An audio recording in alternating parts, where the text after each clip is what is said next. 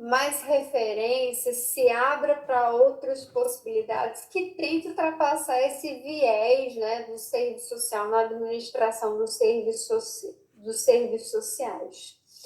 José Paulo Neto vai dizer ainda que vão tentar discutir referência como base na perspectiva da reatualização do conservadorismo, a cientificidade do serviço social, reflexões em torno da construção do serviço social a partir de uma abordagem de compreensão, ou seja, de interpretação fenomenológica do estudo científico, reflexões sobre o processo histórico-científico do objeto do serviço social, no serviço social e a cultura, na relação do serviço social com a clientela, considerações do serviço social, da fenomenologia que podem ajudar o serviço social e considerações do pensamento dialético. Percebem como muda? Eles estão pensando mais em questões mais amplas, na ciência e especialmente numa abertura do serviço social para além dessa perspectiva racional, que aqui é encontrado através da fenomenologia, que é um sistema de saber extremamente complexo, ligado à fenomenologia. Eu dizer a vocês que eu, enquanto doutoranda, na PUC, a gente tem uma disciplina de fundamentos do serviço social que ela dura 1 ano. Na segunda parte, a gente estuda fenomenologia. E eu já fiz essa disciplina 3 vezes. E até hoje, eu ainda não sei se eu consegui entender muito bem fenomenologia. É muito difícil de entender, porque é um sistema que não pertence ao nosso posicionamento. Isso, Lorena. A modernização conservadora é mais positivista funcionalista. Já a reatualização do conservadorismo, ela está preocupada com uma cientificidade, e essa cientificidade balizada pela fenomenologia, mas não somente, porque na reatualização do conservadorismo nós também vamos ter uma discussão sobre a dialética, mas não se aprofunda, mas vai ter lá a discussão sobre a dialética, sobre a cientificidade, mas ela está mais preocupada com a fenomenologia. Então, ela busca, de fato, tentar romper esse viés tecnocrata do serviço social, pensar um serviço social mais cientificizado. Só que nessa abordagem, José Paulo Neto acaba identificando traços em que essa abordagem científica vai relacionando o serviço social a uma proposta de mudança de comportamentos e mudanças de comportamentos a partir da dialógica e da ajuda psicossocial. Porque a fenomenologia é uma vertente da psicologia. Não, perdão, não é da psicologia, mas digamos que é muito usado na psicologia, essa abordagem fenomenológica, em que há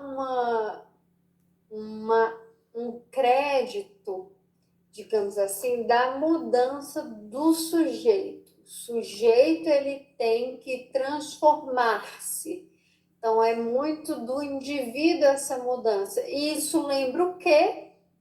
Isso lembra a perspectiva neotomista de mudança do sujeito, de uma abordagem psicossocial, que ele vai chamar, é como se o serviço social tivesse se modernizando aqui na reatualização, mas com verniz conservador. porque acaba recuperando elementos que o serviço social já usou, que era o serviço social ali mais da ajuda psicossocial. Então, a fenomenologia ele tem esse caráter, porque está muito relacionada a teorias sistêmicas e ao pensamento fenomenológico. É como se hoje a gente estivesse querendo trazer para o serviço social, como tem muita gente que quer trazer, é a questão lá da constelação familiar. Se vocês já ouviram falar disso, não procurem. Se vocês não ouviram, que vocês vão ficar chateados. Eu mesma já fiz. Uma psicóloga minha me levou para essa roubada de eu fazer essa tal dessa constelação familiar. Gente, é uma coisa assim muito maluca. Muito maluca. Que, resumindo para vocês, eles têm uma abordagem espiritista em que você tem que trabalhar o perdão e a honra com seus familiares e, basicamente, todos os problemas da sua vida advêm desses problemas que estão na sua família. E você tem que trabalhar através de um certo teatrinho o perdão. Então, essa abordagem da constelação familiar, ela tem muito esse caráter da teoria sistêmica. Ela bebe muito dessa fonte aqui.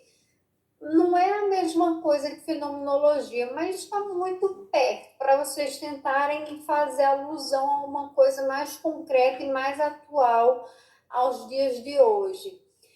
Justamente eles trabalham com perdão ao abusador. Então, a vítima que sofreu abuso sexual, ela tem que perdoar, gente, o abusador, ela tem que fazer esse trabalho de perdão, porque é o pai dela, porque tem que se respeitar o homem como centro da família. Depois vejam um vídeo no YouTube de Bibi Bailas, que é uma física quântica, que ela tem trazido essa discussão a partir da ciência de como, gente, tem recurso público financiando isso nos tribunais de justiça, nas mediações de conflito. É justamente, Jamile, se fala de karmas hereditários. Então, se você sofreu essa violência, é porque a sua mãe foi ausente como mãe. É umas coisas assim surreais, de malucas, que é assustador. É assustador você ver aquilo. E isso é teoria sistêmica. Isso tem como base a teoria sistêmica do funcionamento das coisas.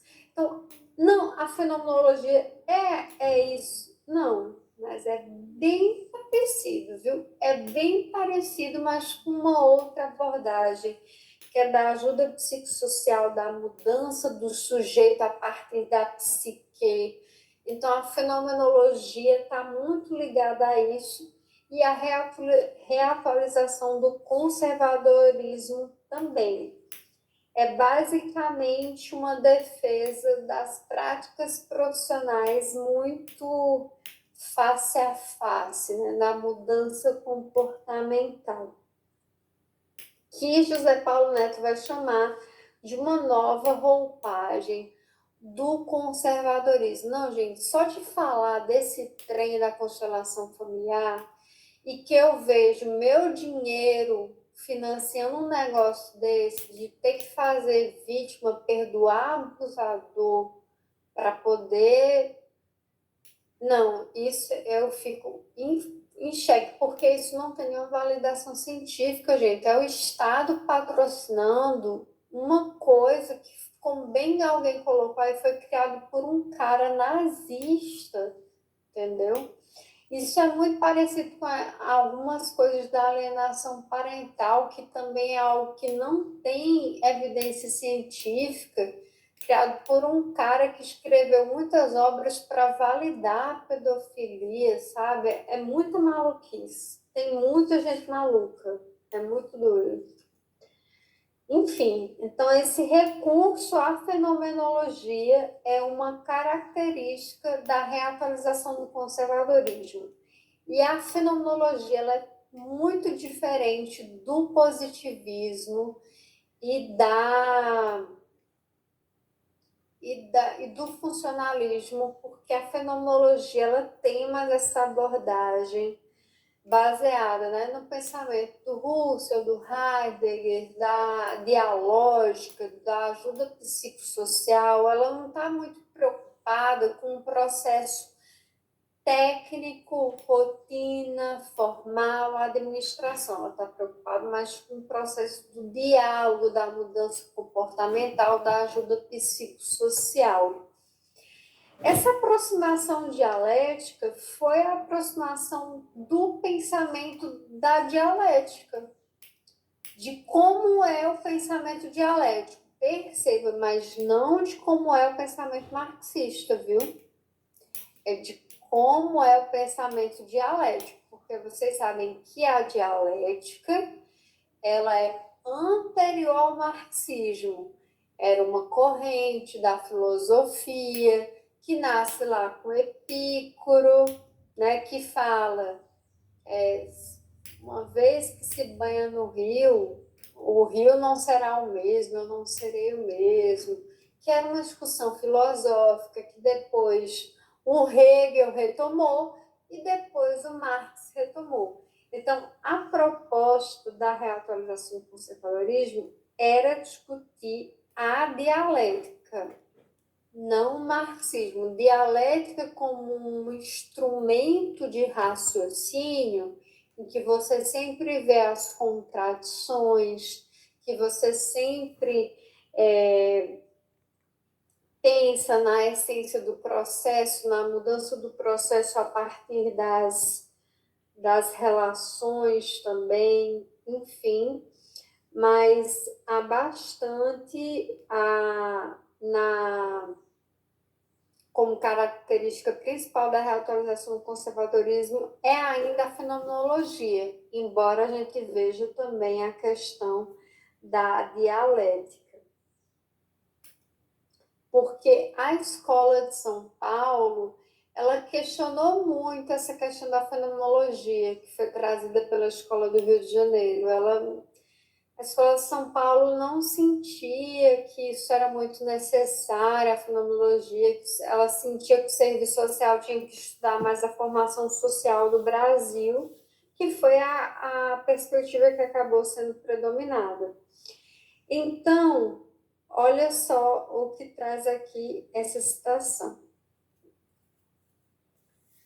A prática profissional do serviço social deve considerar uma natureza filosófica e deve se basear no princípio da autodeterminação, que é uma questão da fenomenologia. Além disso, ela fala que deve se analisar intensivamente o fenômeno autodeterminação, como ele surge para os assistentes sociais em diferentes instituições e cujas opiniões permitiram aprender tanto quanto possível a totalidade do fenômeno tal qual se apresenta para o assistente social. Ó, veja, falou tudo e não falou nada, né? É uma fenomenologia, tem muito disso. Fala, fala, fala e parece que não falou nada. Eu sinto muito isso, assim, eu fico muito confusa. Além disso, o princípio de autodeterminação é tomado pela autora, fala José Paulo Neto, como algo pacífico e indiscutível, não tem discussão, isso realmente tem, é assim mesmo, e é um fenômeno observável na prática profissional. Ela ainda fala que traduz a possibilidade do homem em usar a liberdade como parte integrante da estrutura do ser, o que se concretiza numa determinada realidade sociocultural e histórica. Liberdade que para ela é um direito inerente ao homem. Não existe nenhum intento para compreender esse princípio. Então, todos os homens são iguais, o diálogo vai igualar esses homens, é como, por exemplo, né, a vítima é igual ao abusador, tem que ter o perdão porque são ambos seres humanos que têm karmas hereditários, etc. e tal. Então tem muito isso de compreender o homem como um sujeito que possui liberdade. Aí você vai me dizer, isso é ruim, Shelley? Não. Contudo, a gente não pode idealizar a liberdade, porque a liberdade ela é determinada por condições sociais, culturais e econômicas. Eu não posso dizer que eu, Shelley, o nível de liberdade que eu tenho é o mesmo da pessoa que está em situação de rua. Será que ela está naquela situação de rua por livre e espontânea vontade, por liberdade? Ela quer estar ali. A gente sabe que tem sim algumas pessoas em situação de rua que realmente fizeram uma opção. Tem essas pessoas, mas elas são 1% da população em situação de rua. As outras têm inúmeros fatores que a levaram para isso. A página que eu estou é 219, tá? Eu estou lendo fragmentos, não estou lendo completo, não. Além disso, José Paulo Neto diz que uma das questões que traz, né, a fenomenologia é esse percurso da compreensão, ou seja, de sempre buscar compreender o sujeito a partir dessa visão fenomenológica, dessa autodeterminação, do seu direito à liberdade, e daí partir o diálogo, o amor. Percebam que é algo bem diferente da modernização conservadora. Conseguem perceber que um está mais ligado à técnica, à brutalização, e outro está mais ligado à psique, à psicossocial, a uma questão mais de transformação da atitude do sujeito, o que é muito parecido com a perspectiva do serviço social de caso e de grupo do serviço social norte-americano, né? Que era também a mudança do comportamento, a mudança da personalidade. Então, por isso que ele fala de reatualização do conservadorismo. É como se eles quisessem trazer de volta aquilo que o serviço social, a priori, na modernização conservadora, já teria dito que não cabia mais tanto. Então, a reatualização do conservadorismo tem essa característica. E, por último, a intenção de ruptura, para a gente avançar, que é muita coisa, né, gente? Nossa. Aí tem as questões que eu vou responder, tá? A intenção de ruptura está muito ligada a um processo que quer se desvencilhar tanto da modernização conservadora como da reatualização do conservadorismo. A priori, isso ocorre como fato simbólico a partir do método de BH, e o grande coração desse momento é a obra de Marilda Vilela Yamamoto, em 1982. Vamos ter outro marco simbólico, mas não foi um fato catalisador, ele é um fato simbólico, que é o Congresso da Virada de 1979, terceiro CBAs. Por que ele é um momento simbólico? Porque foi muito simbólico mesmo, no literal da palavra. Estava lá o evento, no final, No final, o pessoal desfaz as mesas com os ditadores e chama, né, os representantes da sociedade. Luiz Erundina, que é assistente social, se sabe, já foi prefeita de São Paulo, inclusive, paraibana, aqui da minha terra, colocou Luiz Inácio Lula da Silva e alguns outros representantes sindicais. Então, foi um momento simbólico de dizer, olha, o serviço social está começando a mudar, a gente não vai mais ficar somente nessa perspectiva tecnocrática, a gente está mudando o serviço social. E nós sabemos que essa mudança do serviço social para o viés marxista, num primeiro momento, foi muito problemática, porque aconteceu com o marxismo sem Marx, que a gente chama, ou marxismo positivado, que foi uma perspectiva do marxismo estruturalista altusseriano, das ideias de Althusser, que tem um marxismo que é muito problemático, que é muito criticado, porque ele é muito positivado, ele é meio assim, existe as estruturas de dominação, existe a estrutura da sociedade civil, e é assim.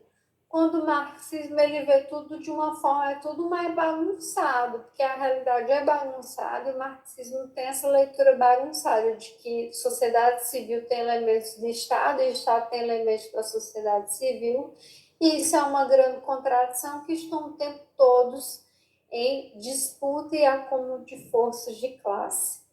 Então, num primeiro momento, o serviço social ele vai questionar as instituições, né?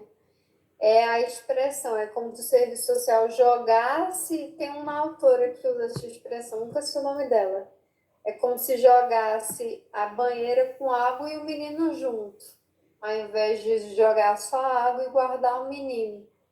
Então, o serviço social estava negando instituições, defendia uma parcela, né, do serviço social, defendia uma atuação extra-instituição, porque o Estado era apenas dominação da classe trabalhadora, eles apenas dominavam, reiteravam. A gente sabe que, em parte, sim, o Estado faz isso, mas o Estado faz muito mais que isso. Que se está ruim com o Estado, reproduzindo a desigualdade, imagina sem, né? Então, sem é muito pior ainda. Só que, na época, as pessoas tinham uma leitura muito radical, que, inclusive, foi a mesma leitura, a título de curiosidade de vocês, que o PT teve na Constituição Federal, que o PT foi contra a Constituição Federal de 1988, porque achou a Constituição muito conservadora.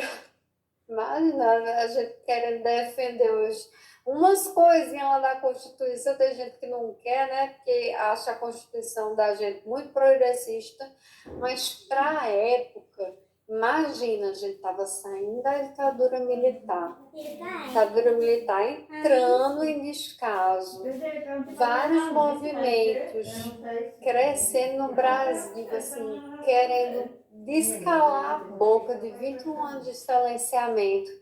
Então, havia umas tendências muito radicais, e essas tendências também influenciaram o serviço social, que são tendências que a gente chama de ideológicas, ideologias no sentido, Isabela, vou concluir de 10 horas. Você tem que perguntar se vem. Do sentido ideologia no sentido de que é um pensamento que não questiona, porque a ideologia não questiona, a teoria questiona, mas a ideologia ela é uma falsa consciência, porque ela apenas reproduz o que está pronto e não questiona mais nada. Então tinha muito esse viés ideológico. sem aprofundamento teórico. E o carro não tá fechado. Vanessa entra naquela peça lá que tá faltando. Aí teve Pode deixar, não. Não dá jeito não, que eles entrarem, do só sai serviço quando quer, não tem social. como tirar, né? Que Quem eles entram pra dentro. rompeu com pois esse tem que viés abrir. muito Não tem como abrir, radical não, e menino. trouxe uma perspectiva Eles entram lá pro para motor. além da metodologia, E foi a ele não ia Maria sair, que já estão lá na casa deles, no livro né? Relações Atrás de Sociais e comida, Serviço Social no lá, Brasil. amanhã, lá atrás Por de isso que comida, na José casa Paulo deles, Neto tudo. considera ela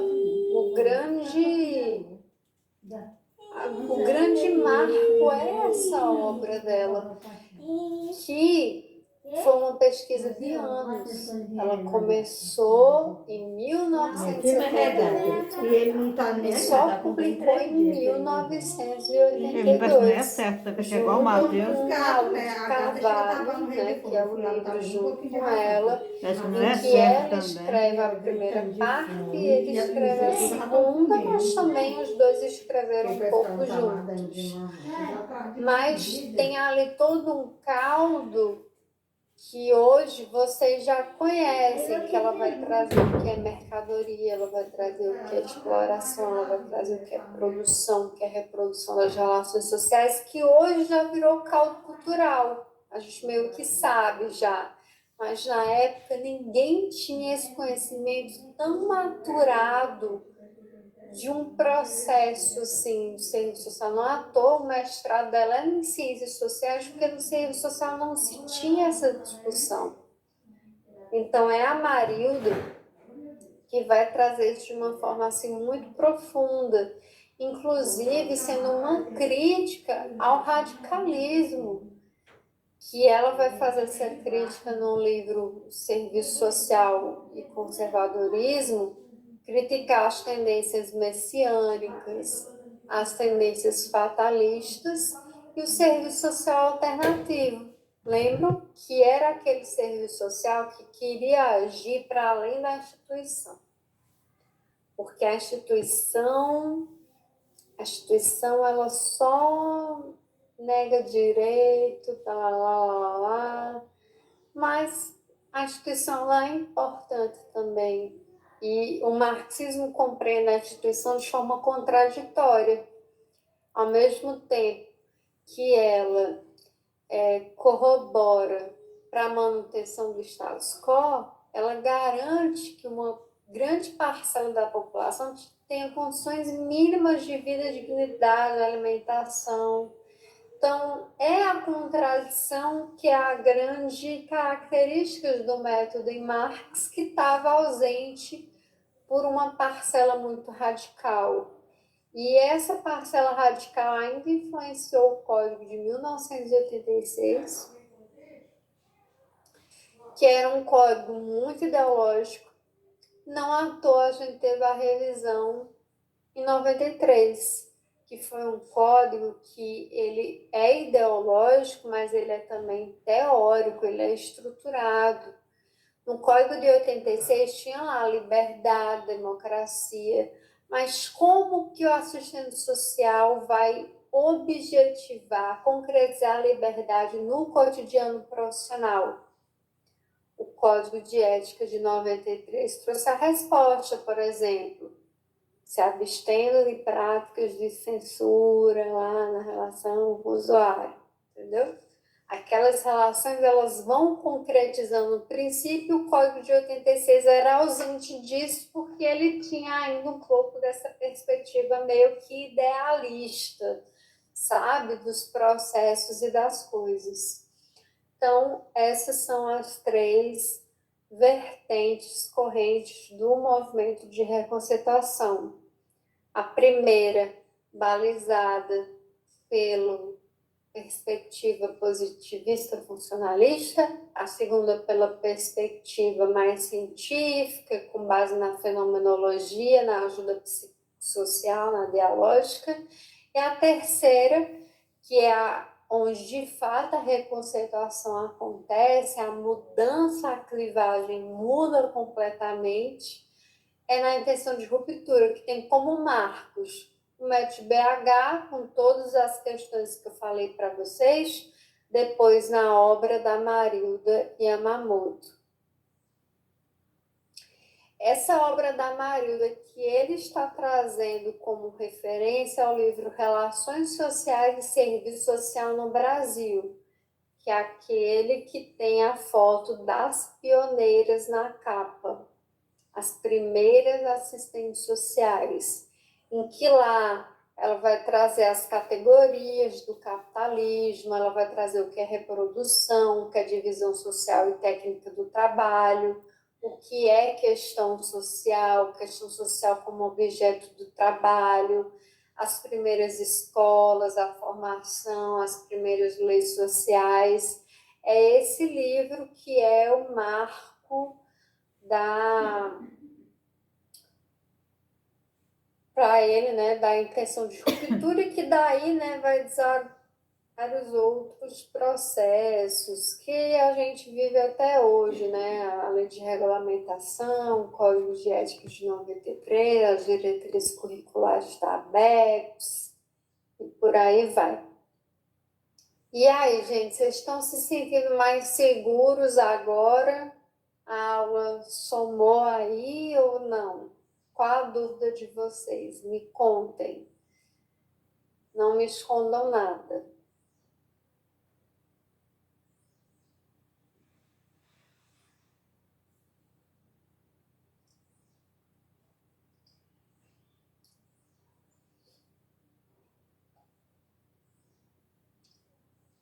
Top.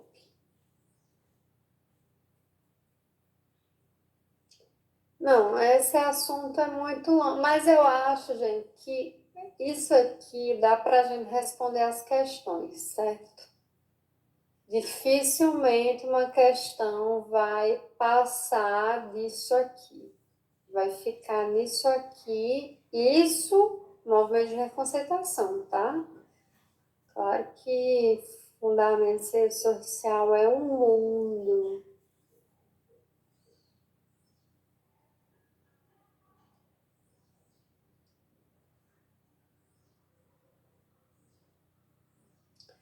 Olha aqui, questãozinha CESP, gente, 2022.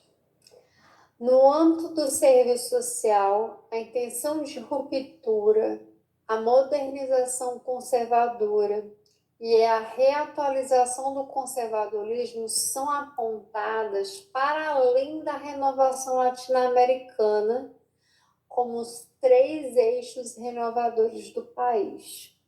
Certo ou errado?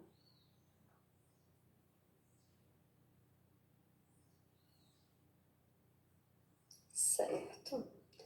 Intenção de ruptura, modernização conservadora, reatualização do conservadorismo, para além do processo latino-americano, são os eixos renovadores do país. Perceba que aqui ela usou a palavra renovador.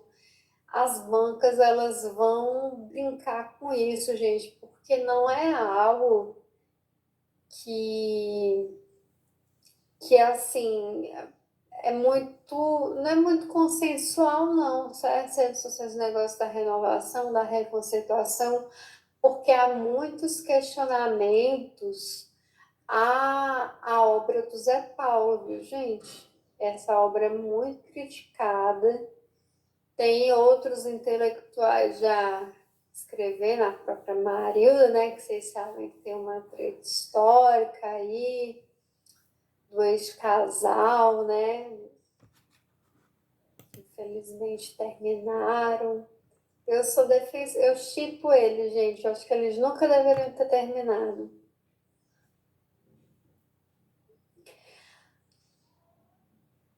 O Congresso da Virada, ele foi, sim, um momento simbólico, ele foi importante. Ele fala muito rapidamente desse congresso, mas ele não dedica muita energia para falar do Congresso da Virada. Então, sim, o Congresso da Virada ele foi um momento de mudança, mas uma mudança que foi muito mais política do que teórica, tá? Foi um momento simbólico, mas político, que é importante também, né? Olha essa aqui da IBAD, gente. No ano de 67, ocorreu o Seminário de Araxá, compreendido como parte do processo que nós convencionamos chamar movimento de reconceituação. A respeito do Seminário de Araxá, podemos afirmar que, letra A, foi o único seminário não promovido pelo CBCIS, olha aí, Centro Brasileiro de Cooperação e Intercâmbios de Serviços Sociais. Foi o único seminário não promovido pelo CBCIS? Errado. Ele foi promovido pelo CBCIS. Araxá, Teresópolis, Sumaré, Boa Vista foram todos realizados por esse CBCIS, que não realizou só esses seminários, como tantos outros. Letra B, ficou conhecido como Congresso da Virada? Errado. Congresso da Virada é em 1979.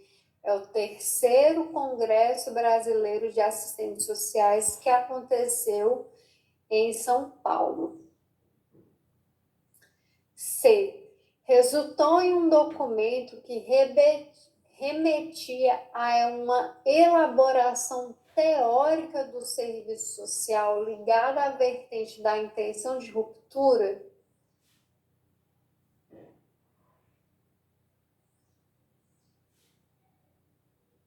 Errado, porque Araxá não é intenção de ruptura, Araxá é modernização conservadora. Certinho? Letra D. Deu origem a um documento que traz um esforço no sentido de elaboração de uma teoria do serviço social, estando ligado à vertente modernizadora. Certo.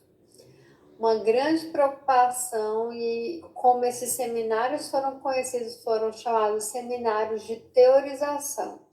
Eles tinham muito essa preocupação de buscar criar uma teoria para o serviço social, criar uma teoria própria para o serviço social, que depois, já como se percebeu que o serviço social não tem como ter uma teoria própria, porque o serviço social não é uma ciência, tá? É uma profissão, é uma área do conhecimento, mas o serviço social não é uma ciência, portanto não tem uma teoria própria. Nós usamos o arcabouço teórico de outras ciências, o que é completamente normal. Do mesmo jeito, a medicina não é uma ciência. A medicina é uma profissão que usa os conhecimentos da ciência biológica, da ciência física, da ciência química. Conseguem perceber? Letra E.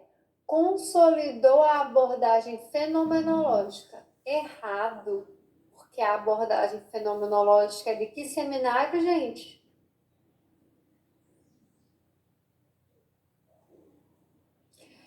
Sumaré e Alta Boa Vista. E é a renovação conservadora. Araxá é modernização conservadora, tá? É a abordagem positivista funcionalista, é a teoria do serviço social, é a questão funcional tecnocrática. Mais uma questãozinha agora do TJ do Piauí. O movimento de reconceituação do serviço social emergiu na metade dos anos 60. Prolongou-se por uma década e foi, na sua especificidade, um fenômeno tipicamente norte-americano. De acordo com Yamamoto, aí sim, essa obra aqui é Serviço Social na Contemporaneidade, tal como se expressou em sua tônica dominante na América Latina. O movimento de reconceituação representou um marco decisivo no desencadeamento. Letra A. Na definição de objetivos claros e comprometidos com a sociedade de classes postos ao serviço social. do processo de revisão crítica do serviço social no continente. Letra C, de posições favoráveis ao rompimento com princípios marxistas, orientadores do conjunto teórico profissional. D, da tendência conservadora presente nas propostas de políticas públicas estatais. Aí a letra E ficou repetida. E aí, gente, o que vocês acham? Qual a resposta?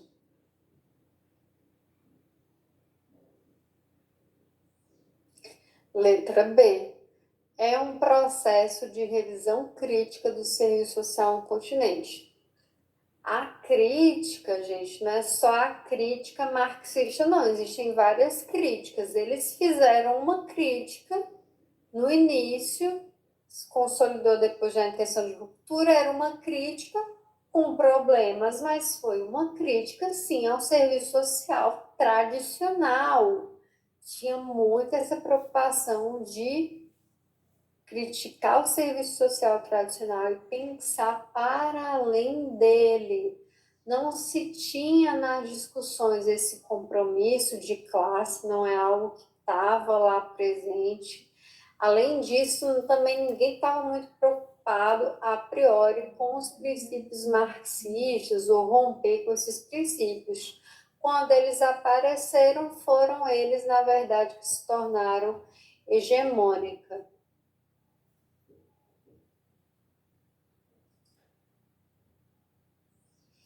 E a letra D fala de tendência conservadora presente nas propostas da política pública estatais. O movimento de reconceituação, ele não tem como consequência isso, tá? Isso, na verdade, está presente como elemento, mas o movimento de reconceituação, ele não cria a tendência conservadora, tá? Ele não cria isso, ele não tem como criar uma tendência conservadora nas políticas do Estado. Consegue perceber que não tem essa capacidade. Ele advém de um processo, sim, desse conservadorismo também. IBAD.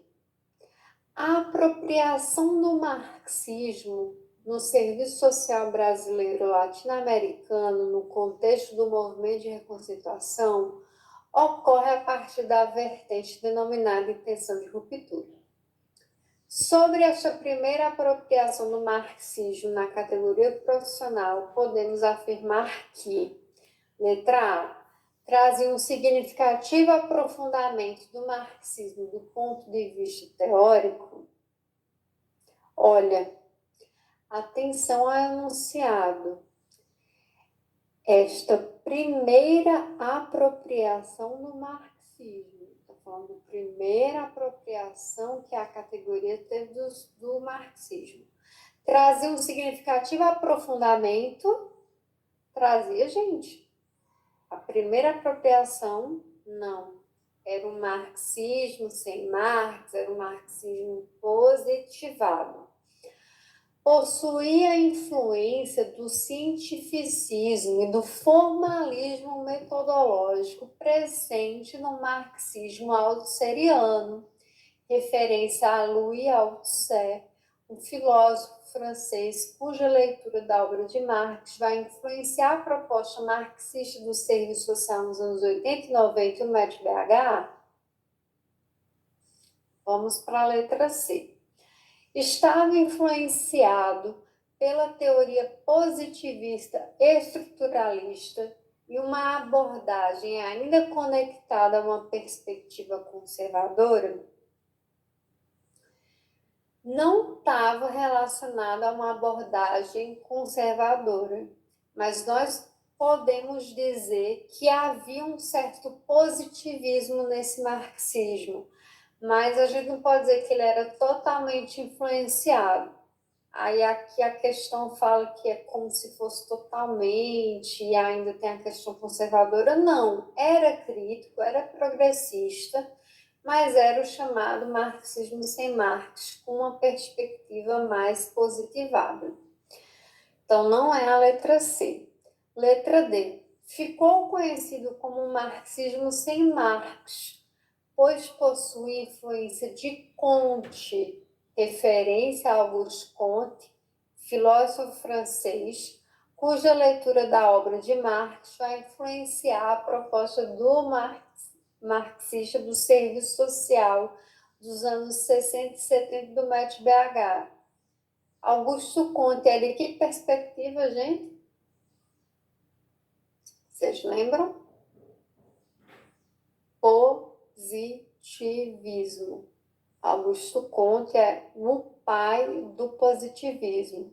Nós podemos dizer que sim, havia o marxismo sem Marx, mas não podemos dizer que Augusto Comte influenciou o marxismo. Nós podemos dizer que o positivismo, que Augusto Comte, ele é uma pessoa do positivismo. O positivismo é muito maior que o Augusto Comte.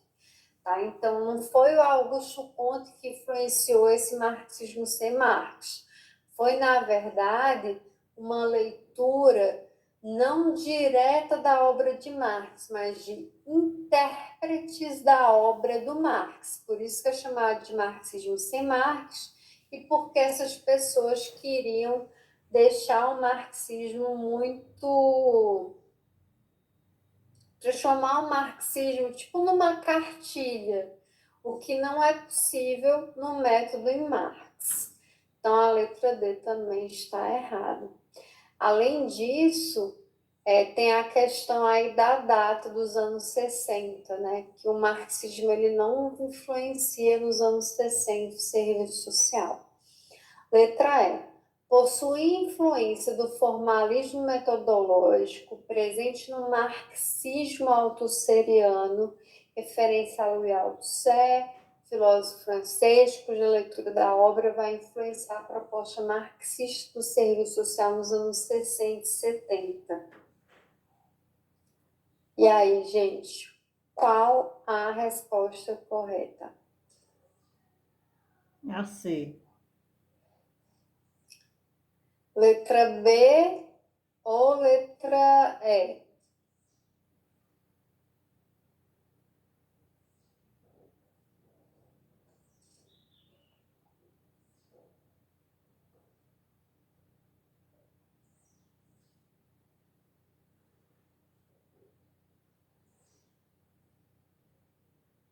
Douglas fala letra B.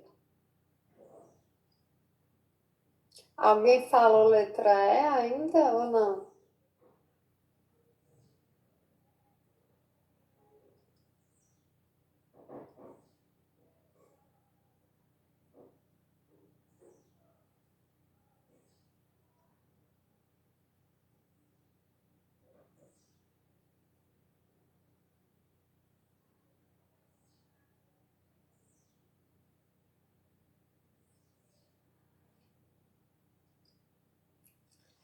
Gente,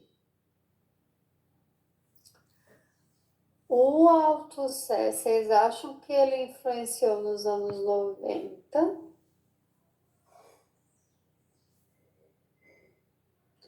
Ou nos anos 90 a gente já estava mais amadurecido com o marxismo? Que o que está diferente aqui é meio a data, né?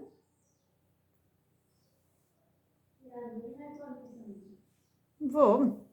É hora ainda não. A missa é 10 horas.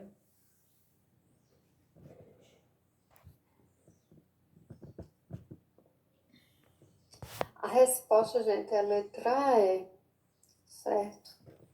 Aqui seria finais dos anos 60, início dos anos 70, porque assim, na verdade, ali antes de 1965, o serviço social ele teve uma leve introdução ao marxismo e foi rapidamente cortado por causa do golpe. E isso retornou nos anos 70, a partir, sim, do pensamento do Althusser. O pensamento do Lao Tse, que é o marxismo althusseriano, que é muito característico o formalismo, por causa da escola francesa. Tal qual Althusser é francês, Auguste Comte também é francês. Então, existe, inclusive, toda uma briga, coisa de briga que tem, sabe? Entre a escola francesa de economia e a escola inglesa de economia. E aí entra essa análise do Althusser filiado à escola francesa, que é uma escola mais aberta. A escola inglesa é uma escola mais rígida, digamos assim. Resumindo, nos anos 80 e 90, até assim, meados dos anos 80, a gente vai ter um pouco da influência do Althusser, mas não muito dele mesmo. A gente vai ter através do Faleiros, Vicente Paulo Faleiros, que é conhecido nosso, que bebia da fonte do marxismo althusseriano. O cientificismo não é uma característica do marxismo althusseriano, tá? Ele é na verdade o que nós chamamos um pouco de um marxismo estruturalista, existencialista, uma coisa meio diferente, tá? Ele não está muito preocupado com a ciência, ele está preocupado, na verdade, com uma sistematização do marxismo, por isso formalismo. E a década de 90, gente, a gente já vai ter vencido, sabe, um pouco essa abordagem.